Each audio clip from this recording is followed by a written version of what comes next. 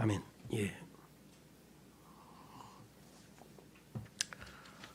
오늘은 하나님께서 구원받은 그리스도인들이 어떤 표식 이렇게 딱 보면 알 수 있죠. 뭐 제일 쉬운 거는 제복을 입은 군인은 저 사람 군인이구나 안 봐도 알 수 있죠. 또 이렇게 뭐랄까 교복 입은 학생도 저 사람 학생이네. 그런데 딱 보니까 학생 같은데 편의점에 담배를 사면서 위조된 신분증을 내면서 야, 너 봐도 고등학생 같은데 너 이거 혹시 네 거 아니지 않냐? 이렇게 되는 수가 있겠죠. 뭔가 그 사람이 누구인가에 따라서 이렇게 특징이 외적으로 표식이 이렇게 딱 드러나게 마련인데 그렇지 않은 경우도 더러 있고요. 또 우리 삶에서도 저 사람 아무리 봐도 교회 다니는 사람 같아. 어떻게 걸어가는 폼이 왼쪽에 딱 가방에 분명히 저기 성경 들어있을 거야. 그런 아주머니들은 금방 알아요. 성경 가방 들고 다니는 아주머니들 구역 예배 가는 거 딱 보면 알아. 그 정도로 이렇게 좀 정형화돼 있잖아요. 그렇죠? 아저씨들도 일요일 아침에 양복 입고 당한 사람 다 장로야 거의. 그럼 장로님 안녕하세요. 이게 무슨 얘기를 하냐? 그리스도인들도 누군가가 알아봐야 돼요. 저 사람 그냥 교회 다니는 사람 아니야. 저 사람은 왜? 달러 표식이 있어. 저 사람은 진짜 믿는 사람이야. 그죠? 과거에 어떤 사람이 저보고 그러더라고. 내가 교회 다니는 사람 많이 봤는데 당신 유일한 진짜 같아. 그래서 내가 뭐 보고 그랬더니 하여간 내가 느낌이 좀 그래. 뭔가를 느끼는 거예요. 그죠? 세상 사람은 알아요. 딱 저 사람 그냥 가방만 왔다 갔다. 이름만 교인이구나. 저 사람 썬데이 크리스찬. 저 사람은 어떻게 겉보기에는 뭐 교회도 안 다니고 그냥 껄렁껄렁한 것 같은데 행동이나 말이나 이 진정성, 진실성 혹시 교회 다니세요? 딱 물어보면 틀림없이 교회 다녀요. 그렇죠? 물론 밥 먹을 때 딱 고개 숙이고 기도해. 저 사람 교회 다니는구나 알 수 있어요.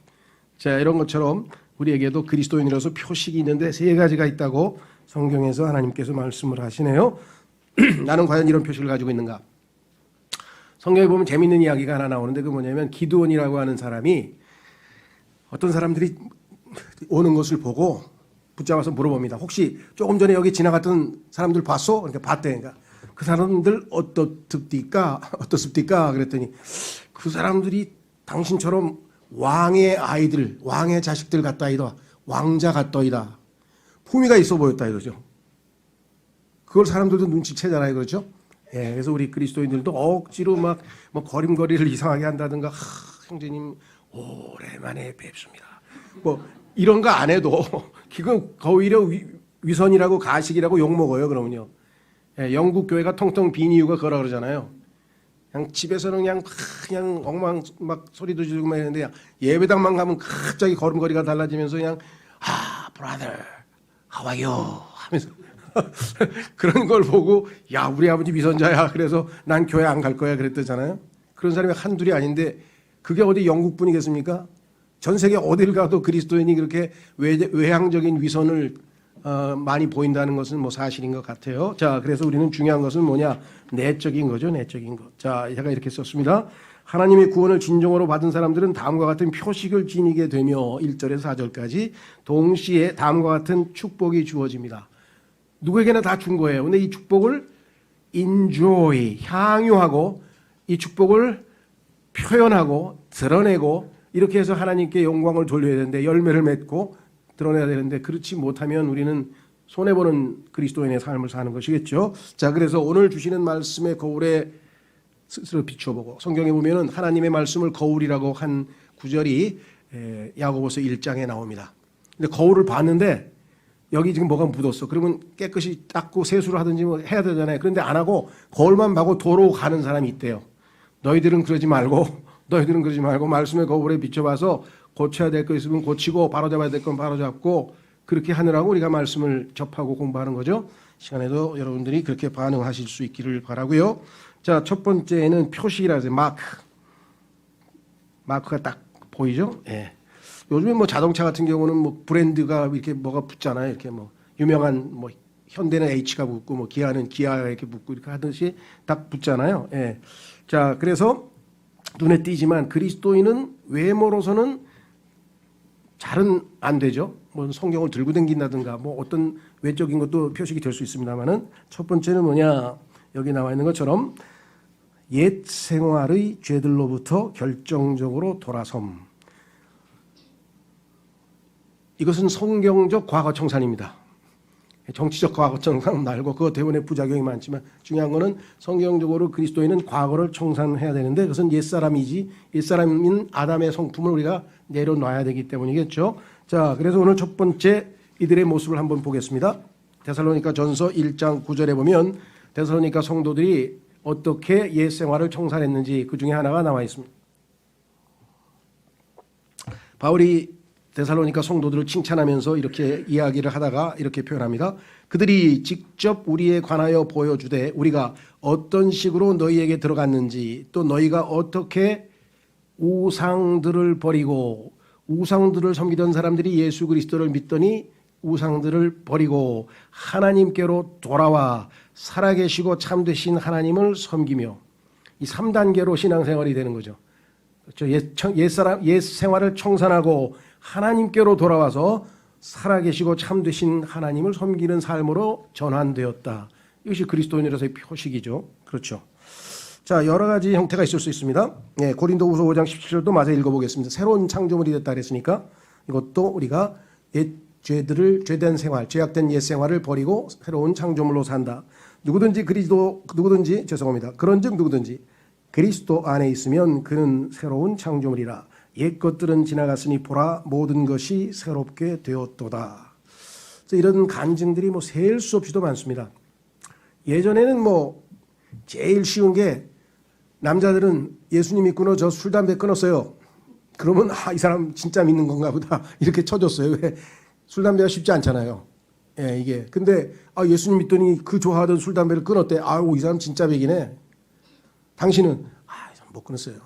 당신 가짜구만. 그렇게 얘기를 했었는데 그게 기준은 아닙니다만은 어쨌든 과거에는 우리 기독교에서 이 문제가 항상 제일 관심 사항이었어요. 그뿐만 아니라 뭐 여러 가지가 있겠죠. 사도행전에 보면은 자기가 옛날에 그 우상 숭배할 때 뭐 예를 들면 섬기던 이게 우상과 관련된 이교도와 관련된 책들 있잖아요. 뭐 책들이나 뭐 이런 것들을 싹 갖다가 불태워버렸다. 이거 나의 인생을 빗나가게 했던 것들 싹 불태웠다. 그래서 자기가 가지고 있었던 그 성경적 진리와 어긋나는 모든 이런 것들을 불태운 내용이 사도행전의 19장에 보면 또 나오고요. 뭐 그 외에도 뭐 그 노름하던 화투 치던 사람은 화투 그만두고, 그죠? 뭐 이게 클럽에 춤추러 다니는 사람은 춤 그만두고 뭐 이런 얘기는 그냥 뭐 셀 수도 없이 많아요. 그래서 이런 외적인 것도 물론 우리에게 필요한 것이겠죠. 또 이런 뭐랄까요? 재미있는 이야기가 있어요. 어린아이가 교회 와서 목사님 왜 우리 아버지는요 church goer 교회만 왔다 갔다 하는 분이 아니세요. 진짜 거듭난 구원받은 우리 아버지입니다. 네가 어떻게 알아? 그러니까 어제 드디어 알았어요. 어제. 그래? 어떻게 알았는데? 우리 아버지가 목수거든요. 우리 아버지가 예전에는 못질하다가 빗나가거나 뭐 손을 찢거나 그러면 젠장 하고 그보다 더 더러운 말을 하셨는데 갑자기 어제 손톱을 내리치더니 쥐야 그러더래요. 확실히 구원받았어요. 예. 얼마나 멋진 간증이 그러죠? 표식이 달라졌다 이거죠. 예. 자, 그뿐이 아니고 예전에는 괴롭고 힘들고 사람들이 막 남자들은 다 그런 거예요. 그냥 가가지고 깡소주 사다가 놓고 그냥 들이붓잖아요. 뭐 또 계속. 그런 주 말고 예수 그리스도를 믿는 사람은 괴로우면 어때요?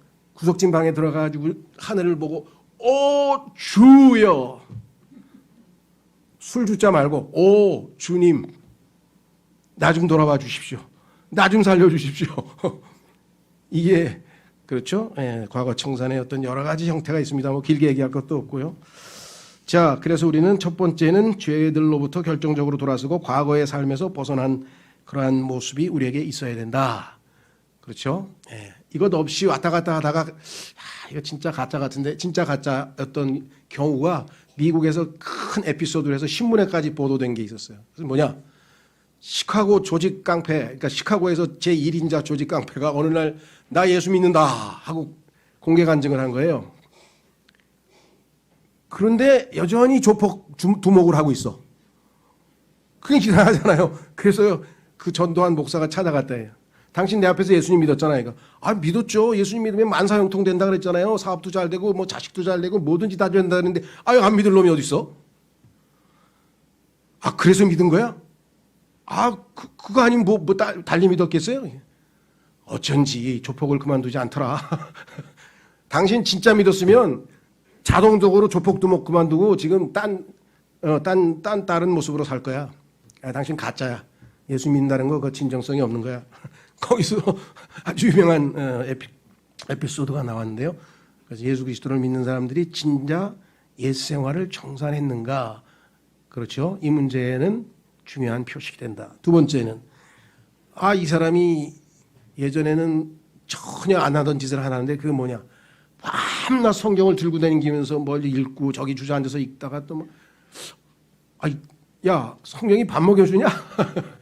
밥 먹여주지. 이게 영적인 음식이야 이거.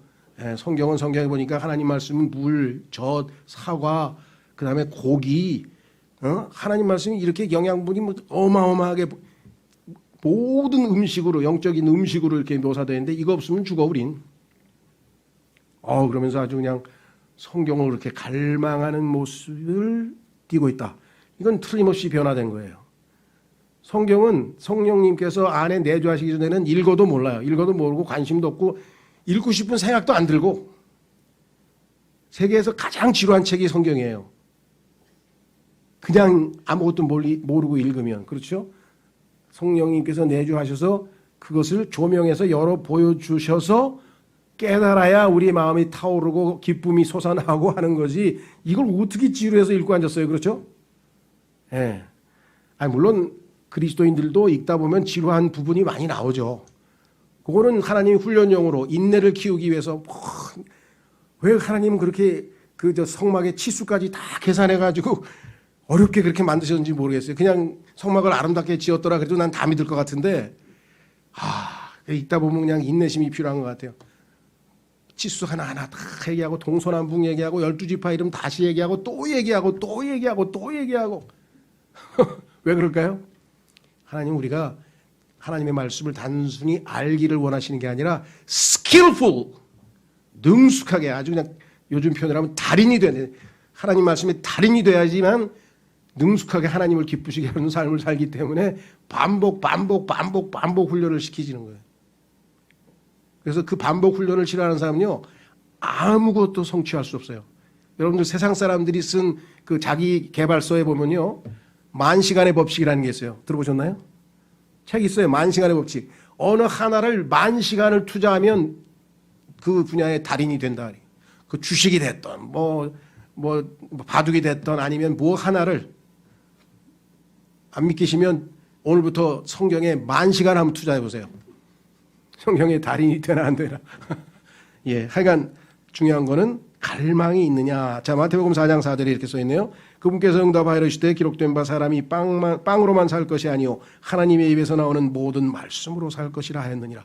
밥 안 먹으면은 우리가 체력이 딸리고 몸에 병이 나는 것처럼 영적으로도 하나님의 말씀이 공급이 안 되면 뭔 탈이 나도 탈이 나게 돼 있다 이거죠. 그렇죠? 예. 건강하냐 건강하지 않냐 어려울 거 없어요. 의사들도 딱 한 개만 물어봐. 병원에 가면 식사 잘하세요? 네, 그럼 별 문제 없네. 탁탁탁. 요거 약 조금 드시면 금방. 일주일째 입맛이 없어요. 아이고 큰일 나셨네 이거.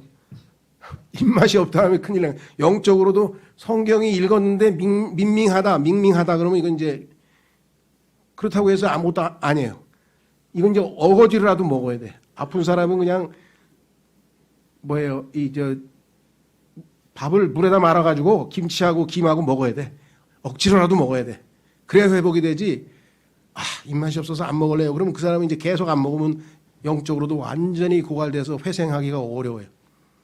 억지로 이를 악물고 또 우리가 해야 될 때가 있습니다. 갈망이 있을 때를 저절로 기다릴 필요는 없어요. 자, 요한복음에도 두 구절 보겠습니다. 이것은 하늘로부터 내려온 그 빵이니 너희 조상들이 만나를 먹고도 죽은 것과 달리 이 빵을 먹는 자는 영원히 살리라 하시니라. 이 하나님의 말씀, 이 해석을 하시죠. 영적인 빵입니다. 63절 살리는 것은 영이며 육은 아무것도 유익하게 하지 못하느니라.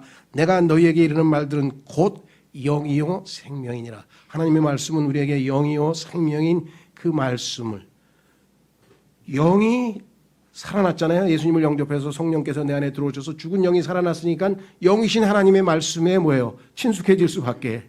예전에는 뭐예요? 영이 죽어 있는데 영이신 하나님 말씀에 친숙할 수가 없죠. 어색하고 재미없고. 그렇죠? 자, 그래서 우리는 두 번째 표식, 이거 중요하죠. 식욕, 디자이어란 말씀인데 갈망하라는데, 갈망하라 이거 굉장히 센 용어죠. 굉장히. 하여간 가끔 가다가 우리 신근이 엄마하고 얘기하면서 우리 손주들은 정말 식욕 하나는 그냥 이런 표현을 써서 죄송한데 끝내줘요. 그냥 얼마나 막 그냥 막 달려들어가지고 먹는지. 그래서 어떤 애들은 그냥 깔짝깔짝 하다가 뭐 왜 안 먹어서 탈이 하는데 너무 잘 먹어가지고 상위 98%야. 체중이. 무거워서. 예. 그래도 다행이에요. 왜? 식욕이 있잖아요. 건강하다는 뜻이겠죠. 그렇죠?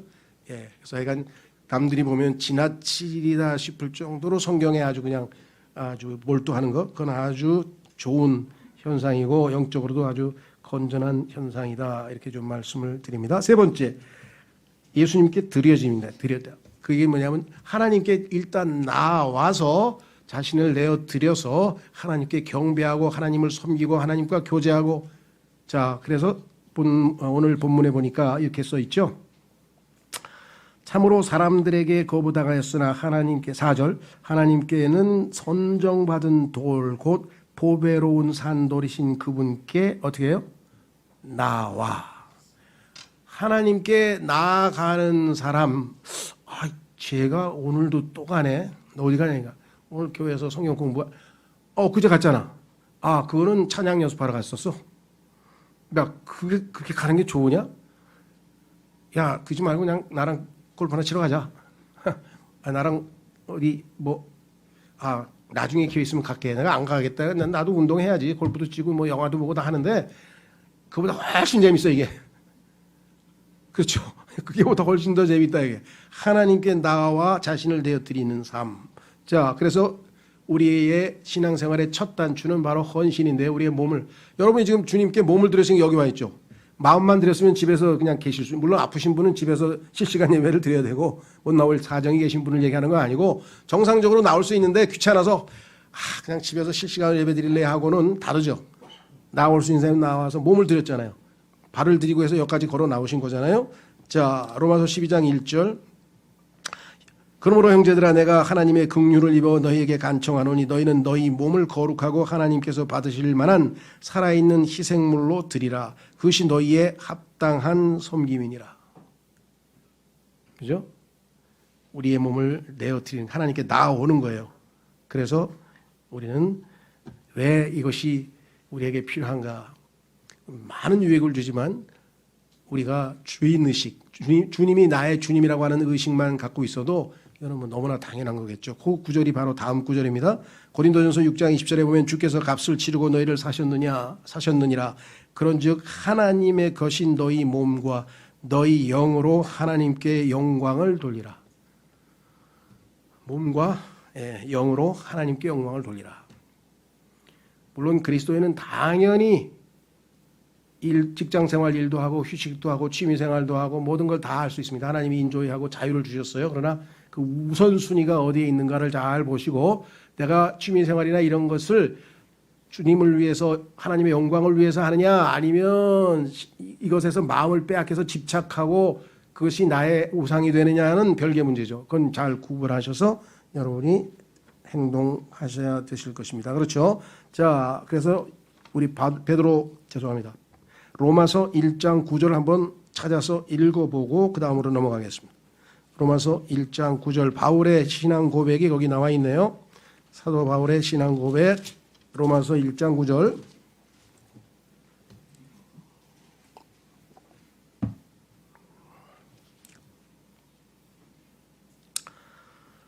내가 그분의 아들의 복음 안에서 내 영으로 섬기는 하나님께서 내 증인이 되시거니와. 바울의 삶은 영이신 하나님을 자신의 영으로 섬기는 삶을 살았어요. 그렇죠? 이것이 바울이 그리스도인으로서 보여준 세 번째 표식입니다. 세 가지 마크가 우리에게 붙어 있어요. 가인은 이마에다 하나님께서 표를 해놔가지고 보호해 주셨다고 성경에 나오는데, 그런 외적인 표시가 아니라 우리 그리스도인들은 옛 생활, 죄, 악으로부터 결정적으로 돌아섰다는 증거. 두 번째는 하나님의 말씀에 대한 갈망. 물론 예전에는 제가 그냥 성경 읽으면 그렇게 달콤하더니 요즘에 그냥 뭐가 문제가 있는지 밍밍하고 재미가 없어요. 그럼 빨리 회복이 돼야죠. 치료를 해야죠. 그거는. 그렇죠? 그럴 때가 있어. 어쩔 수 없죠. 우리가 살다 보면 뭔가 다른 어디에 마음을 빼앗긴 거예요. 그렇죠? 뭐 여러분 다 결혼 생활 하시지만 뭐 항상 우리가 뭐 그냥 이렇게 타오르고 뜨겁나요? 그냥 밍밍한 살다 보니까 그냥 사는 거지 뭐. 이러다가 이러면 안 되지. 내가 하나님, 주님께서 내 안에 사랑을 가득 부어주셨다 그랬는데 그 사랑으로 내가 아내를 잘 섬기고 살아가겠습니다. 기도 한 번만 하면 또 싹 태도가 바뀌는. 그렇죠? 자, 그래서 우리는 경고. 자, 이건 뭐냐? 고린도후서 13장 5절에 무슨 경고가 나와 있냐면요. 너 정말 믿음 안에 있는 거 맞아? 너 이 세 가지 표식을 한 번이라도 가져본 적 있어? 라고 묻는 거죠. 그래서 너희가 믿음 안에 있는지 너희 자신을 살펴보고 너희 자신을 입증하라. 예수 그리스도께서 너희 안에 계시는 줄을 너희가 스스로 알지 못하느냐? 그렇지 않으면 너희는 버림받은 자니라. 그래서 우리를 가끔 가다가 구원을 점검하도록 성경에서 이렇게 말씀을 했습니다. 자, 그렇다면 이제 두 번째는 하나님께서 예수 그리스도를 믿고 구원받은 자녀들에게 주신 복들이 에베소서에 보면 뭐 셀 수도 없이 많아요. 많지만 아버지가 주신 복, 성령님께서 주신 복, 예수님이 주신 복에서 특히 에베소서 1장에 보면 전부 다 그 복들을 열거해 놓았는데, 오늘은 네 가지만 여기 베드로 전서에서 확인해 보도록 하겠습니다. 자, 그러면 주님께서 주신 복은 무엇인가? 여기 보시니까 하나님의 집에 소속됐다. 하나님 집안 사람이 됐어요. 예전에 보면은 뭐 아주 그냥 좋은 집안에 막 시집 보내면 부모님들이 막 좋아하시고 기뻐하시고 그랬죠. 요즘은 좀 그런 게 없는 것 같지만 하여간 그래도 그 집안이 말이야 아주 양반에다가 아주 인품이 뛰어나고 뭐 학문이 뛰어나고 막 이러면 막 좋아하시고 그랬는데, 뭐 세상적으로도 뭐 그게 의미가 없는 건 아니겠습니다만은 우리는 이 세상에 보면은 집안이 둘밖에 없어요. 둘. 하나님의 집안하고 마귀의 집안이 있는데 마귀의 집안에 있다가 하나님의 집안으로 시집 온 거예요. 우리가 지금. 이거 보통 일이 아니에요. 그렇죠? 자, 하나님의 집안이라는 표현 우리 한번 확인해 보겠습니다. 에베소서 2장 어디에서 죄송합니다. 21절 22절. 에베소서 2장 21절 22절에 보면은 그분 안에서 모든 건물이 꼭 맞게 함께 뼈대를 이루어. 자, 건물, 집이 가정이라고 하는 영적인 표현도 되고 그다음에 실제로 건물인 집이 되죠. 그래서 성경에 보면 교회를 하나님의 집이라고 표현했고 하나님의 기둥과 터라고 했고 하나님의 영적인 거처라고 표현했고 하나님의 집안이라고도 표현하고 다양한 표현이 있는데, 자, 그래서 이 건물은 예수님께서 말씀하신 빌딩, 교회입니다. 교회. 모든 건물이 꼭 맞게 함께 뼈대를 이루어 주 안에서 한 거룩한 전으로, 집전자죠. 전으로 자라가고 그분 안에서 너희도 성령을 통해 하나님의 처소로 함께 세워져 있느니라. 하나님의 집안 사람이 되었을 뿐만 아니라 하나님의 집을 이루는 한 구성 요소가 되어서 하나님께 소속되어지게 되었다. 그렇죠. 그래서 그 집안 사람들은 그 집안의 돌봄을 받게 되는 것이겠죠.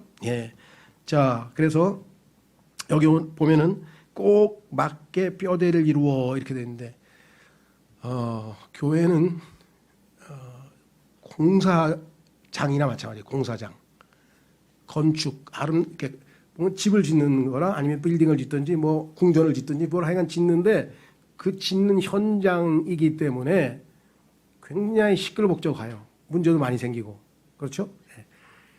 만약에 그 건축을 할 때 뭐 우리가 한옥이라 그러면 아주 고급 목재들이 이게 좀 궁전이나 지을 때는 최고급 목재가 쓰이잖아요. 그런 것처럼 내가 개인적으로 주님과의 관계에서 정말 영적으로 잘 성장하고 성숙되고 다듬어지고 그렇게 해서 정말 훌륭한 한 지체가 됐다고 손치더라도 그 자체만으로는 의미가 없다는 거예요. 그러니까 교회는 공사 중에 그것이 한 집의 구성 요소로 쓰여야지 단순히 뭐예요? 예를 들면 목재상에서 최고급 목재상에 진열되어 있는 목재로 놓여 있어봐야 의미가 없다는 거예요. 그래서 교회 생활을 안 하고 나 혼자 조용히 산에 가서 기도하면서 그냥 주님의 깨끗한 신부로 살래요. 막 이런 분들도 계세요. 예, 수도원이 그래서 생긴 거예요. 수도원이. 중세 수도원이. 요즘에도 아직 수도원 많죠. 그 사람들의 마음은 알지만 그게 하나님의 뜻은 아니에요. 그렇죠? 공사 중에 돼. 다른 지체들과 엮이면서 뭐 때로는 깎이고 때로는 그 갈리기도 하고 그다음에 이렇게 칼로 뭐 자르기도 하고 해서 하나의 작품으로 해서 하나님의 거처로 영적인 거처로 집으로 세워져야 되잖아요. 그렇죠? 그래서 그 집안의 그 뭐랄까 특성이 표현돼야죠. 예수 그리스도 그 집의 주인이신 예수 그리스도의 특성이 이 교회를 통해서 표현되고 나타나야 되는 것입니다. 자, 그래서 우리는 하나님의 집에 소속되어 있고 하나님의 집안에 소속되어 있고 하나님의 가족에 소속되어 있는 어마어마한 복을 누리게 되었다. 그래서 성경에 보니까요, 너희가 모든 사람에게 다 잘하되 특히 믿음의 식구들에게 더 잘하라고 성경에 나와 있어요. 왜? 하나님의 같은 식구니까. 그렇죠? 같은 식구니까 다른 식구 아닌 사람들보다는 더 특별한 관심을 가지라 이 말이겠죠. 두 번째, 우리의 신분은 신약 제사장으로 임명을 받다. 자, 오늘 본문에 보니까 우리가 제사장, 영적 제사장이라고 5절에 베드로전서 2장 5절은 아까 읽었고요. 계시록 1장 6절에서 우리를 제사장으로 삼으셨다고 선언되어 있네요. 요한계시록 1장 6절에 하나님 곧 자신의 아버지를 위해 우리를 왕과 제사장으로 삼으신 분께 즉 그분께 영광과 통치가 영원 무궁토록 있기를 원하노라. 아멘. 우리의 신분이 제사장이에요. 하나님 앞에 아무나 나갈 수 없습니다. 일반 백성은 구약에 못 나갔죠. 제사장만 나간다. 여러분들 조선시대도 보면요, 왕 앞에는 아무나 못 나가요. 뭐 영의정이나 뭐 고급 관료들도 함부로 못 나가요. 그렇죠. 예. 중간에 그 소위 말하는 도승지라고 하는데, 도승지 비서실장이라는데요. 오늘날로 치면 대통령 비서실장. 그 도승지가 뭐 상소문 올라오면 다 받아가지고 거기서 걸러가지고 거기서 이제 왕에게 가고, 왕이 뭐 내리는 하사품도 도승지를 통해서 그 제사장의 하나님과 그죠 사람 사이에 중간에서 다리 역할을 놓는 엄청난 역할을 한 거예요. 그래서 우리는 하나님께 언제든지 나가서 희생 제물을 바치죠. 찬양의 희생을 바치고 물질로 하나님께 바치고 선을 통해서 하나님께 희생을 바치고 희생물 구약에서 희생 제사할 때 그 희생 제물을 바칠 수 있는 자격은 제사장밖에 없는데 오늘날 우리가 그러한 영적 희생물을 바치는 제사장이 됐어요. 당신 저 제사장입니다. 근데 요즘에 뭘 바치고 계세요? 뭘 바치고 난 안 바치는데. 근데 왜 제사장 역할을 하고 있어요? 뭐 역할은 안 해. 난 그냥 신분증으로 가지고 다녀. 명함에 그냥 제사장으로 찍었어. 그리스도인들 중에서 자기가 제사장이라는 신분을 확인하면서 실제적으로 제사장은 하나님께 희생 제물을 드리는 역할을 해야 되는 거예요. 첫 번째가 뭐냐? 아까 얘기했죠. 물질을 바칠 때 하나님께서 기뻐하신다 그랬고, 그 다음에 선을 행할 때 하나님께서 그 희생을 기뻐 받으신다 그랬고, 나누어 주는 것, 다른 사람에게 내 것을 나누어 줄 때 기뻐 받으신다고 했고, 희생 제물이 5개가 나오는데 그 중에 뭐냐? 입술로 감사를 하나님께 말하는 것, 이것을 찬양의 희생이라고 해요. 찬양의 희생 제물이 바로 그리스도인이 언제든지 항상 바칠 수 있는 거죠. 그렇죠.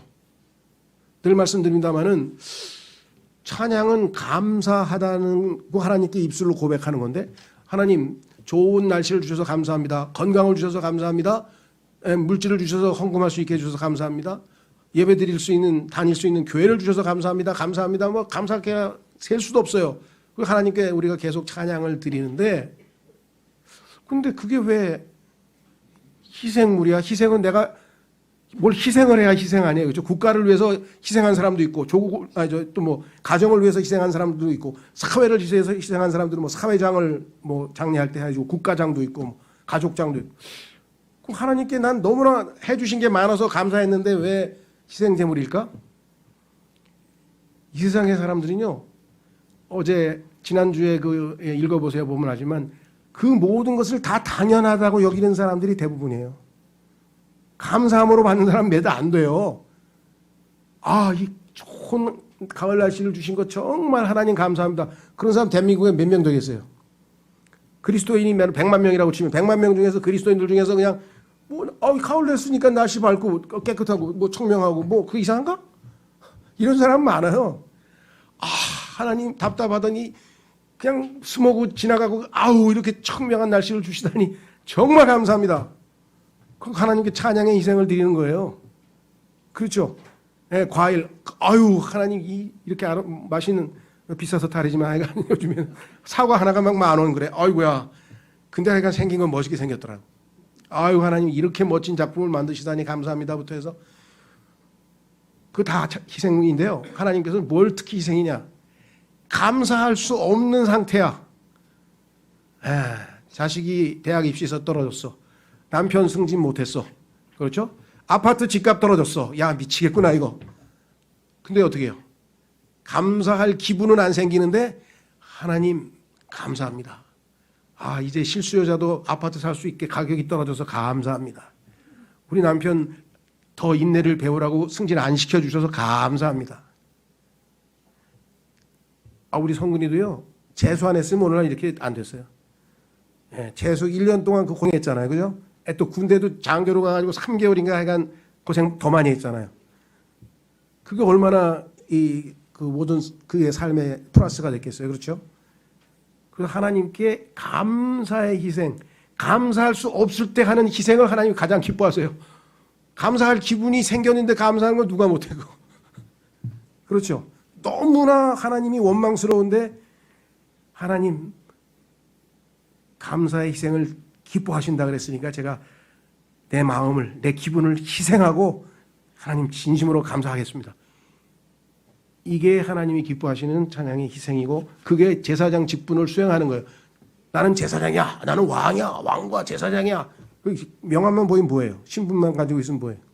삶을 살아야죠. 자, 그 다음에 예수님의 세대, generation, 이것도 약간 어렵다보다 오해되는 단어인데요. 한국에는 뭐 제너레이션 갭에서 뭐 세대 차이가 난다 뭐 이런 게 있죠. 근데 세대란 단어는 원래 우리가 쓰는 개념은 나중에 파생된 거고 원래는 생산하는 거예요. 여러분들 전기를 생산하는 걸 뭐라 해요? 제너레이터라고 그러잖아요. 제너레이터. 그죠? 제너레이션이라고 하는 것은 생명이 생산되는 거예요. 그러니까 성경에는 하나님 보시기에는 두 종류의 세대가 있는데요. 한번 보세요. 성경 구절. 아까 제가 성경을 하나 안 읽었는데 히브리서 13장 15절 16절 읽고 그 다음 테마로 가보겠습니다. 뭐라고 돼 있나 보세요. 아까 제가 말씀드렸는데요.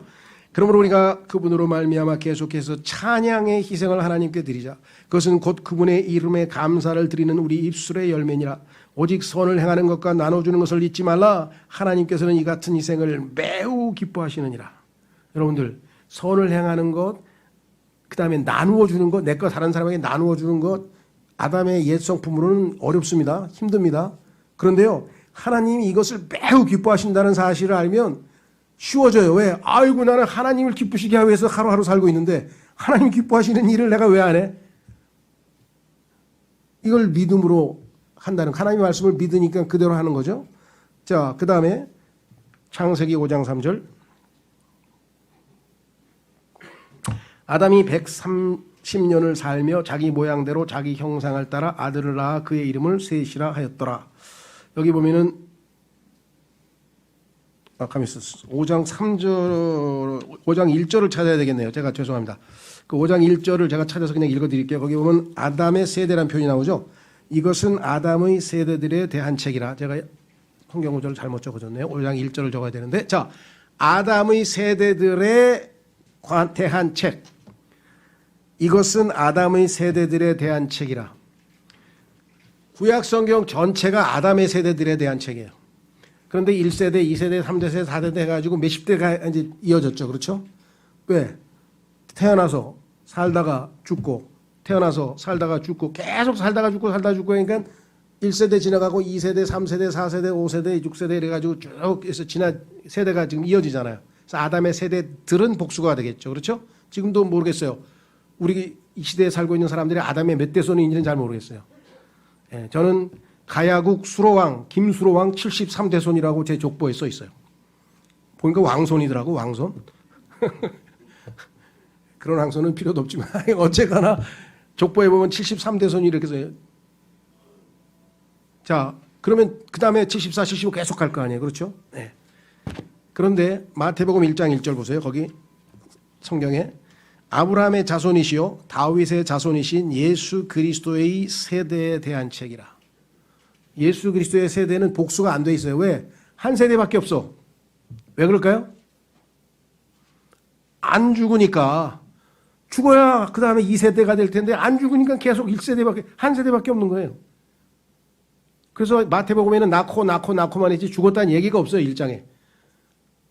창세기 5장에는 낳고 살다가 죽었다, 낳고 살다가 죽었다 계속 하나 더 있지. 그러니까 살다가 아기 낳고 죽었다. 뭐 그렇게 나와요.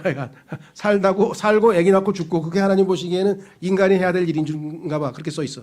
창세기 5장 3절에 5장에. 그러니까 아담이 생산해서 생명을 아담으로부터 생명을 받은 사람들은 아담의 세대들이에요. 우리도 아담의 세대들이었어요. 예수 그리스도로부터 생명을 받아들면 예수 그리스도의 세대가 되는 거예요. 그러니까 생명과 관련된 말이에요. 세대는. 세대차에서 나이와 관련된 것뿐만 아니라 세대는 생명을 부여받은 거예요. 새로운 생명, 예수님의 생명, 신성한 생명을 우리는 받았기 때문에 엄청난 신분이 된 거예요. 예수 그리스도께서 우리를 형제들이라고 부르기를 부끄러워하지 아니하신다. 왜? 같은 생명을 가졌으니까. 아버지의 생명, 예수님의 생명과 우리 생명하고 똑같은 생명이기 때문에 그렇습니다. 놀라운 복이죠. 마지막으로 네 번째는 여기 보니까 새로운 국적을 얻게 되었다. 그게 무슨 소리냐? 창세기에 보면은 10장에 nations, 민족들이 여러 가지가 나옵니다. 그렇죠? 예. 아담의 노아의 가족, 8명의 가족으로 해서 이제 아시다시피 세 아들들이 퍼져나가서 전 세계에 이제 그 민족들이 생겨났죠. 다양한 민족. 그래서 우리는 셈족, 함족, 야펫족 이렇게 해서 소위 말하면 인종학자들이 분류해 놓은 거 보면은 하여간 이 8명의 가족으로부터 어떻게 인종들이 구성돼서 아리안족, 무슨 족 하여간 그 인종학 공부가 가면 굉장히 복잡해요. 또 혼혈이 일어났으니까 그렇죠. 셈족과 함족의 혼혈은 또 뭐라고 부르고 야펫과 무슨 족은 뭐라 그러고. 그래서 인종의 이 혼혈, 모든 인종의 혼혈의 아주 이 결정판이 어디냐? 그게 중남미입니다. 중남미로 가면은 없는 종이 없어요. 그래서 자기들을 뭐라 하면은 코스믹 레이스라 그래. 코스믹 레이스. 우주 인종이라 그래. 예, 모든 인종 다 있어. 거기 가면은. 그죠? 흑인하고 백인하고 섞인 거, 흑인과 백인이 섞인 사람의 또 혼혈. 막 온갖 혼혈이 다 있어요. 그래서 이 중남미 사람들은 다혈질이에요. 피가 여러 개가 섞였잖아요. 예. 조용한 사람이 거의 없어요. 거의 흥분 상태야. 그냥 막. 다혈질이 그렇게 되는 거죠. 그렇죠? 예. 자, 중요한 건 뭐냐? 모든 민족들이 있어요. 그런데 하나님께서 어느 날 이 땅에 있는 모든 민족들이 오늘날 유엔과 마찬가지죠. 민족들이 네이션스가 유나이티드 하나가 되어버렸어. 묶어가지고 힘을 합쳤어. 그게 유나이티드 네이션스 유엔이라는 단어예요. 그래서 어떻게 했냐? 우리가 하나님 필요 없어. 우리 하나님 빼고 우리끼리 잘해보자. 그래서 바벨탑을 쌓아가지고 저 하늘 높이 한번 올라가 보자. 그게 유명한 바벨탑 사건이에요. 그것이 오늘날 연속선상이 어디예요? 유엔에서 하고 있는 거예요. 우리 모여가지고 인류의 미래를 위해서 우주를 개발하고 화성을 점령하고 그다음에 달에다가 우주기지를 세우고 뭐를 하고 우리끼리 다 해보자. 이제 지금 그러고 있어요. 근데 하나님께서 이 바벨탑을 해체하는데 어떻게 했습니까? 그 사람들이 서로 의사소통이 돼서 나쁜 짓을 모의하니까 모의하잖아요. 서로 의사소통이 안 되도록 언어를 달리 해버렸어. 그랬더니 서로 야 임마 뭐라 그럴까 도대체 너. 그리고 막 싸우더니 다 갈라져가지고 말 통하는 사람들끼리 갈라져 버렸잖아요. 그렇죠? 네. 자, 그래서 이건 하나님께서 오늘날 이와 같이 그나마 인류가 살아남은 거예요. 하나님이 긍휼을 베푸셔서 언어를 달리 안 했으면 벌써 인류는 없어졌어요. 싸움질하다 다 끝나버렸어요. 다 흩어져가지고 그나마 여기다가 지금 하나님께서 이렇게 살려놓으셨는데, 자, 중요한 건 뭐냐? 인류 전체가 반역을 했는데 인류를 다 멸망시킬 수 없잖아요. 그래서 하나님이 지혜로우시기 때문에 그 중에서 민족들이 뭐 100개가 있었다 당시에 100여 개의 민족이 있는데 그 중에서 보니까 제일 죄송합니다 표현이 제일 비리비리한 민족이 하나 있어. 숫자도 적고 이게 어디 가서 끼질 못해 그냥 손가락질만 당하고 그런 형편없는 민족이 하나 있어가지고 하나님께서 그 민족을 택했어. 왜? 요 사람들을 내가 도와주면 사람들이 얘네들 스스로의 힘은 아니야. 누군가가 도와줬을 거야. 그 유대인들의 신이 진짜 신인데 저렇게 비리비리한 애들을 저렇게 최고의 국가로 만들어버렸어. 야, 우리도 저 하나님 믿자 하고 하나님께로 데려오기 위해서 하나님이 쓰신 스트래티지, 전략이에요. 하나님께서 그렇게 지혜로우신 분이야. 제일 비리비리한 민족을 하나 딱 뽑아가지고 그 민족을 통해서 하나님은 어떠하신 분인가를 계시한 책, 그게 구약이에요. 여러분들 중에서 그런 분 없습니까? 제 친구들 중에 그런 분이 있어요. 쫙 째려봐 만나면. 야, 너 대한민국이 국적이냐 이스라엘이 국적이냐? 대한민국이지. 야, 근데 네 입에서는 대한민국이 안 나와. 이스라엘만 나와 항상. 그래서 내가 섬기는 분이 이스라엘의 하나님이기 때문에 내가 그래서 이스라엘을 좀 공부하는 거지 뭐 걔네들하고 난 상관도 없어. 사람들은 그걸 이해를 못해요. 그죠? 왜? 하나님은 가장 형편없는 이 유대 민족을 뽑아서 이스라엘, 하나님의 왕자로 만들었어. 하나님이 함께 하셔. 이 작품이 하나님의 작품. 그래서 이스라엘을 통해서 하나님이 어떠하신 분인가를 계속 계시하시는 거예요. 어떨 때 이스라엘은 복받고, 어떨 때 이스라엘은 얻어맞고, 어떨 때 이스라엘은 훈계받고, 어떨 때 이스라엘은 칭찬받고, 이 모든 것을 볼 때 하나님의 성품이 하나님께서 이스라엘이 이렇게 납작 겸손하게 엎드리니까 칭찬해 주시고 까불까불하고 막 반역을 하니까 하나님 벌 주시고, 야, 하나님은 이러신 분이시구나. 율법을 613가지를 했는데 거기에 보니까 야, 너희들 농사 짓다가 추수할 때 일부러 이삭을 땅에다 많이 떨어뜨리고 포도 딸 때도 땅에다 많이 떨어뜨려. 왜? 내가 과부와 나그네와 고아를 먹일 거야. 알겠어. 그걸 읽으면 어떻게 되겠어요? 이야, 하나님, 이 우주를 통치하시는 이 하나님이 이렇게 좋으신 분이니까 살만한 거죠. 아무리 못된 놈이 까불어도 그분이 더 높으시잖아. 그럼 뭐 우리가 뭐 안심하고 살 수 있잖아. 그렇잖아요. 그죠? 그 그리스도인은 정말 안심하고 살 수 있는 거예요. 왜? 제일 높으신 분이 좋으신 분이야. 그렇죠? 예. 자, 그래서 얘네들은 너는 민족들 중에 하나로 치지 않겠다. 그럼 뭐야? 네이션스가 아니고 너는 나만을 위한 유일한 택함 받은 민족, holy nation, 거룩한 민족. 거룩한은 다르다 이거야. 다른 민족들하고는 다르게 살아야 돼. 라이프 스타일도 다르고 사고방식도 다르고 생활방식도 다르고 모든 면에서 다 달라야 돼. 외모도 달라야 돼. 그래가지고 수염도 깎지 말라고 그러고요. 유대인들은 딱 보면 알죠. 저 사람 유대인이구나. 외모가 다르잖아요. 왜? 하나님께서 다른 민족들과는 다르게 살라고 해서 외모까지도 특이하게 만들어놨어요. 그래서 하나님이 너는 아주 특이한 민족으로 만들어놨어. 그걸 영어로는 peculiar라고 그래. peculiar. 매우 독특한 민족으로 만들어놨는데 우리 그리스도인이 그 유대인들이 그렇죠? 하나님께서 택함 받은 것처럼 이건 육적인 홀리네이션인데 우리는 뭐야? 스피리추얼, 영적으로 거룩한 민족을 만들어서 국적이 바뀌어버렸어요. 우리가 이제는 홀리네이션이라고 하는 새로운 국적을 갖게 되었다는 거예요. 하나님만을 위해서 사는 거야. 나의 생활의 모든 것, 먹든지 마시든지 그 무엇을 하든지 다 하나님의 영광을 위해서 하라. 그런 특권을 베풀어 주셨어요. 우리에게. 그런 민족이야. 대한민국 사람이 미국에 무지하게 많죠. 100만 명도 넘는다고 들은 것 같은데 하여간 가면요. 진짜 미국 스타일로 사는 사람은 한 10% 돼. 영어만 쓰고 뭐 하여간 걔네들 모든 게 미국식으로 사는 사람은 한 10% 되고 나머지는 미국 국적은 한 30% 될 거야 아마. 나머지는 이제 국적은 아니고 이제 영주권이죠. 하여간 미국 국적을 땄는데도 미국 사람처럼 안 사는 사람들이 엄청 많어. 매일 김치 먹고, 참기름살 먹을 때 매일 마늘 먹고, 그러다가 사람들이 냄새 난다 그러니까 일주일에 5일은 참어. 5일은 마늘 안 먹고, 주말에 실컷 먹고, 그 다음에 사우나 가가지고 그냥 주일날 저녁에 그냥 땀으로 쫙 빼가지고 마늘 냄새 다 빼고, 그 다음날 또 출근하고, 그 고생을 하는 사람들이 있어요, 미국에 가면. 왜? 마늘을 먹어야 되겠다, 이거야. 미국 사람 마늘 냄새나 싫어하잖아요. 그리스도인 중에서도 국적은 홀리네이션인데 홀리네이션의 국적대로 안 사는 게 미국식으로 안 살듯이 한국식으로 살듯이 옛 세상 아담의 옛 창조 옛날 방식으로 이 세상 방식으로 거룩하지 않은 세상 방식으로 살아가는 거예요. 그 얼마나 손해예요.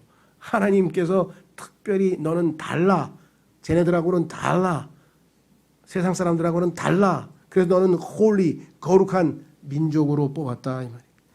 자, 그래서 우리는 이걸 읽고 마무리하겠습니다. 자, 에베소서 2장 19절.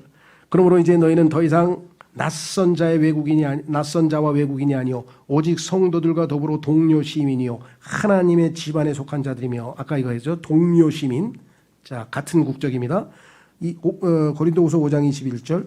하나님께서 죄를 알지 못한 그분을 우리를 위하여 죄가 되게 하신 것은 우리가 그분 안에서 하나님의 의가 되게 하려 하십니다. 하나님의 국적을 획득한 사람의 특징은 하나님이 의로우신 분이기 때문에 그분의 의로우심이 우리의 생활에서 우리의 사고방식에서 표출되고 표현되어야 그게 거룩한 삶이다 이 말이죠. 마지막 9절 베드로전서 2장 9절. 그러나 너희는 선정된 세대요 왕가의 제사장이요 거룩한 민족이요 홀리 네이션 특별한 백성이니요. 특별이란 말은 스페셜이 아니고요.